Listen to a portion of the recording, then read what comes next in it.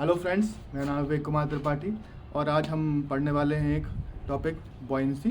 ये class 9th का topic है, फिजिक्स का इंटरेस्टिंग टॉपिक है, तो आइए जानते हैं इसके बारे में और आपको ये हेल्प करेगा। तो जैसे देखते हैं, पहले पढ़ेंगे हम buoyant force. Okay, buoyant force के बाद हम पढ़ेंगे एक आर्किमिडीज प्रिंसिपल, उसके बाद क्वेश्चन थोड़ा प्रैक्टिस करेंगे, एक क्वेश्चन प्रैक्टिस करेंगे। ओके, तो बॉयंसी क्या होता है, बॉयंट फोर्स क्या होता है? ठीक है, बॉयंट फोर्स या buoyancy, when an object is immersed in a liquid, that liquid exert a upward force, that upward force is known as buoyancy या फिर buoyant force। इसका मतलब क्या है? देखो, मतलब ये सिंपल सा है।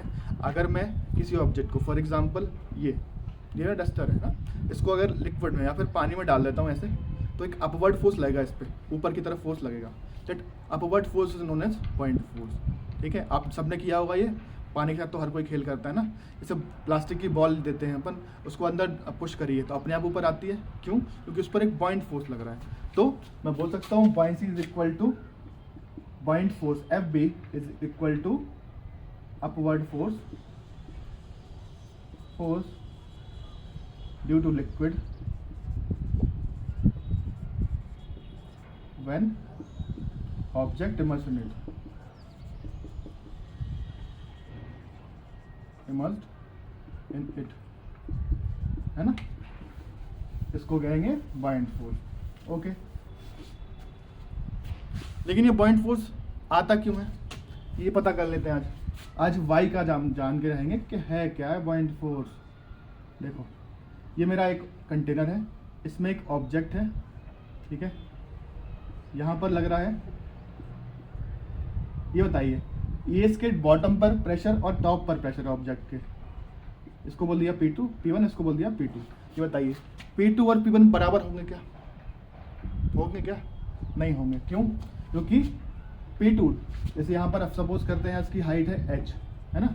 तो जैसे जैसे डेप्थ बढ़ता है, प्रेशर बढ़ता है, तो चेंज इन प्रेशर आता है ना। P2 बड़ा होगा P1 से। क्यों? क्योंकि डेप्थ के साथ प्रेशर बढ़ता है। इसी चेंज इन प्रेशर, इसी डिफरेंस इन प्रेशर की वजह से, जो प्रेशर में डिफरेंस है ना, इसी की वजह से अपवर्ड फोर्स लगता है। वैसे तो प्रेशर हर डायरेक्शन में लग रहा है, लेकिन अभी हम टॉप और बॉटम का देख रहे हैं, है ना। इसमें क्या है, प्रेशर P2 का P1 से बड़ा है, इस वजह से अपवर्ड फोर्स लगता है इस पर एक। ठीक है ना। ये निकालेंगे कि अपवर्ड फोर्स आता कितना है। उसके लिए ना पहले हमको ये पता करना पड़ेगा, एक याद रखते हैं, एक कंसेप्ट है। जैसे एक ऑब्जेक्ट है ये, इसकी हाइट है h, ठीक है, ये लिक्विड भरा हुआ है इसमें, इसकी डेंसिटी है ρl, ठीक है। तो इस पे प्रेशर, इस लिक्विड कॉलम पे, इस ऑब्जेक्ट पर प्रेशर कितना आएगा, यहाँ पर बॉटम में, इसकी हाइट h है, तो आता है P2, मैंने बोला था यहाँ पे P2 है और यहाँ है P1। तो P2 माइनस P1 होगा h, height of object, into density of liquid into g। Okay, इतना होता है h रो g। ठीक है, याद रखिएगा, ये काम आएगा हमारे बहुत। अभी लेकिन पहले पढ़ते हैं कितना हो। अब ये बॉयंट फोर्स हमको ये पता चल गया क्या होता है, क्यों होता है ये पता चल गया। अब कितना होता है ये भी पता करते हैं। तो इसके लिए हमको बताया था आर्किमिडीज ने, है ना। आर्किमिडीज ने क्या बोला था, व्हेन एन ऑब्जेक्ट पार्शियली और fully immersed in liquid, that liquid exert a pressure which is equal to the weight of displaced liquid. ठीक है, इसका मतलब क्या है, किसी ऑब्जेक्ट को मैंने पार्शियली या फुली, अभी यहाँ पे फुली मान के चलता हूँ, ठीक है ना, आपके सिंप्लिसिटी के लिए। मैंने ऑब्जेक्ट को फुली इमर्स कर दिया पानी में, अभी पानी लेके चलते हैं लिक्विड की जगह, पानी में इसको इमर्स कर दिया, ठीक है। तो ये कुछ लिक्विड को डिस्प्लेस करेगा, कुछ पानी को डिस्प्लेस करेगा। तो इस पर बॉयंट फोर्स कितनी लग रही होगी, इस पर बॉयंट फोर्स उतनी ही लगेगी जितना इसने पानी को डिस्प्लेस किया है। ठीक है, जितना पानी को डिस्प्लेस किया उसका वेट कितना है, दैट इज बॉयंट फोर्स। ठीक है, तो सपोज करते हैं, अभी देखो यहाँ पर जैसे मान के चलते हैं ये, ठीक है, ये ऑब्जेक्ट है, इसकी वॉल्यूम थी 100 सेंटीमीटर क्यूब। कितनी? 100 सेंटीमीटर क्यूब। ठीक है, तो कितने लिक्विड को डिस्प्लेस करेगा ये? अब क्योंकि ये फुली इमर्स है, तो कितने लिक्विड को डिस्प्लेस करेगा? ये भी 100 सेंटीमीटर क्यूब को ही डिस्प्लेस करेगा, है ना। अपने ही वॉल्यूम के बराबर लिक्विड को डिस्प्लेस करेगा ये। ठीक है। अब उस 100 सेंटीमीटर क्यूब लिक्विड का वेट कितना है, that is बॉइंट force, that is बॉइंट force. आया समझ में? जितने लिक्विड को ये डिस्प्लेस करेगा अगर सबमर्ज करने पर, उसका वेट कितना है, that is बॉइंट force. I hope आपको समझ में आया होगा ये। आज पे इस पे अब एक डेरिवेशन करते हैं तो आपको और अच्छे से समझ में आ जाएगा। जैसे यहाँ पर एक मैं सिलेंड्रिकल ऑब्जेक्ट लूंगा,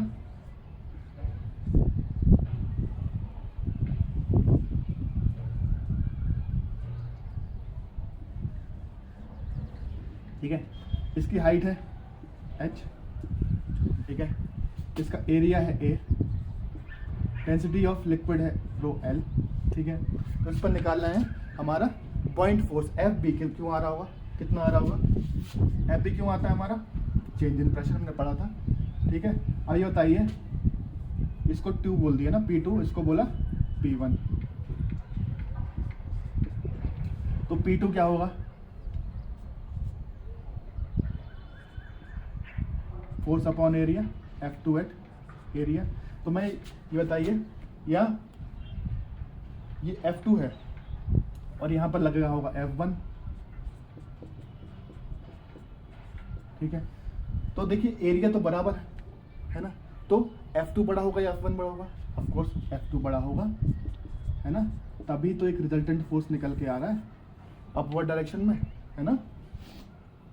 तो F2 माइनस F1। अब बताइए, मैं F1 और F2 को P1 और P2 के फॉर्म में लिख सकता हूँ, लिख सकता हूँ, क्यों नहीं लिख सकता हूँ। अब देखो F1 है, F2 है मेरा,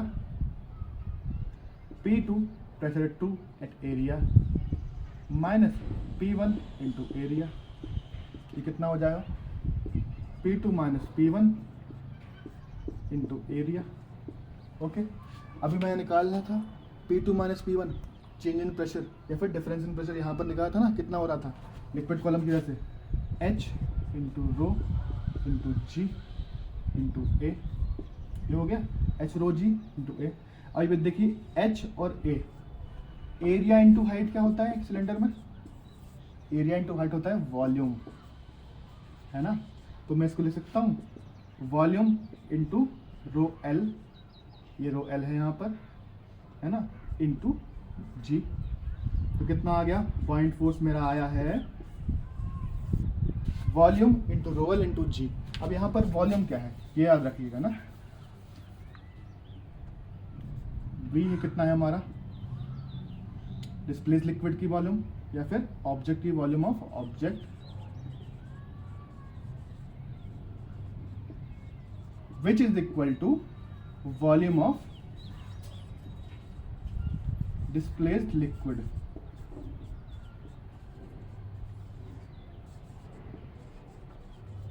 अभी देखिए, क्योंकि ये ऑब्जेक्ट फुली इमर्स्ड है तो इसकी अपनी पूरी वॉल्यूम के बराबर ही लिक्विड को डिस्प्लेस कर रहा होगा, ठीक है। अभी ना, अब ये फ्लोटेशन की कंडीशन निकालते हैं ना, इंटरेस्टिंग।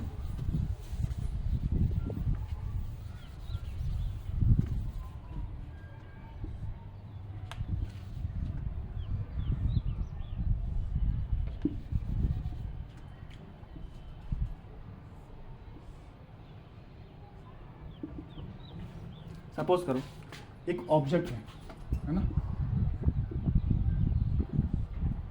इसका मास है m, ठीक है। ये लिक्विड में इसको डाल दिया तो इसका कुछ पार्ट लिक्विड के अंदर है और कुछ पार्ट लिक्विड के बाहर है।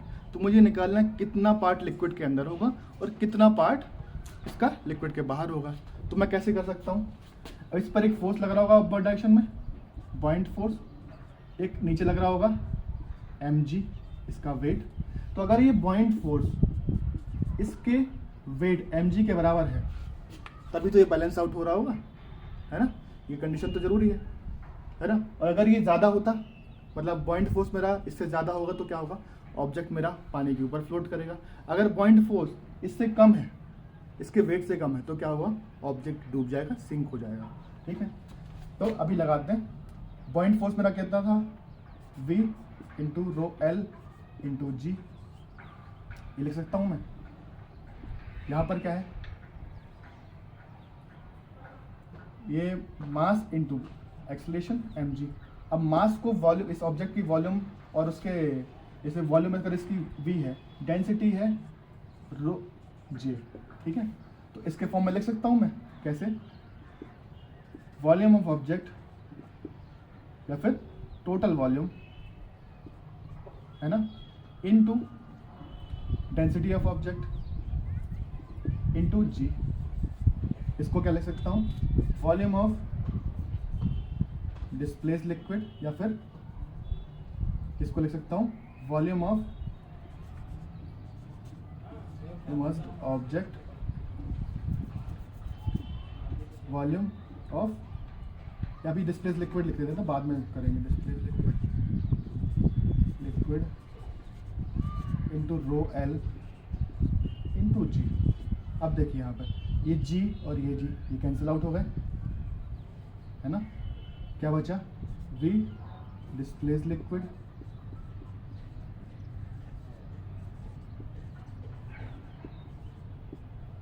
Is equal to v total into rho of density of object divide by density of liquid, ठीक है।